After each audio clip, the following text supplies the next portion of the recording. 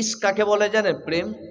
হযরত ইমামে মালিক রহমাতুল্লাহ আলাইহি, যিনি একটা পায়ে কাঁটা ঢুকে গেছে। কি ঢুকেছে? কাঁটা।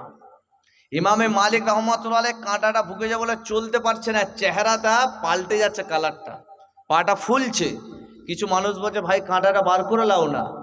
বলছে এটা কার শহরের কাঁটা? বলছে শহরটা কার? বলছে মদিনা শহর। মদিনা শরীফে কে শুয়ে আছে? বলছে রাসূলুল্লাহ। বলছে এই কাঁটা আমি ইমামে মালিক আমার পায়ে গেল, যদি আমার এই দিলেতেও ঢুকে যেত তথাপি আমি ইমামে মালিক কাঁটাটা বার করতাম না। কারণ হাসরের ময়দানে যদি আল্লাহ জিজ্ঞাসা করতেন মালিক কি এনেছো, আমার নামাজ রোজা মশলা বায়ান করে যদি আল্লাহর অপছন্দ হয়ে যায়, আমি আল্লাহকে বলতে পারবো আল্লাহ मैंने शहरे मदीना का कांटा मेरा दिल में लेकर आया हो, इसी कांटे से मेरा बख्शिश हो जाएगा। जोरे बोलुन ना सुभान। বলছে আমি আল্লাহকে বলবো আল্লাহ আমি মালিক কিছু আনতে পারিনি, নবীর শহরের কাঁটাটা দিলে গেঁথে এনেছি। আমার বিশ্বাস নবীর শহরের কাঁটা আপনি ফেরত দিতে পারেন না, এর ওসিলে আপনি আমাকে ক্ষমা করে দেবেন। এটা ইশকে জুনুন। তবে তার মানে কি কাঁটা বার করা যাবে না? অবশ্যই বার করা যাবে, কোনো অসুবিধা নেই।